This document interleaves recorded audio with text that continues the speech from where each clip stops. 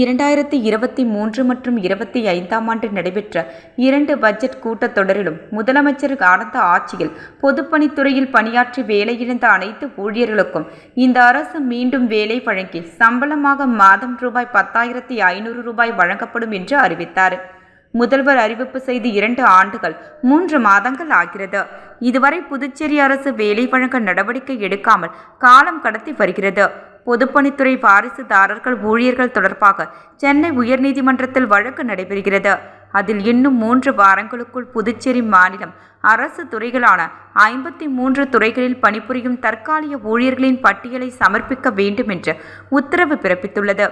அரசு தரப்பில் சமர்ப்பிக்கப்படும் பட்டியலில் கடந்த 2015 மற்றும் 2016 ஆண்டு பணி நியமனம் பெற்ற வவுச்சர் ஊழியர்களான எங்களையும் சேர்த்து பட்டியல் சமர்ப்பிக்க வலியுறுத்தியும் மீண்டும் வேலை வழங்க நடவடிக்கை எடுக்க வலியுறுத்தி இன்று தலைமை பொறியாளர் அலுவலகம் முற்றுகை போராட்டம் நடைபெற்றது.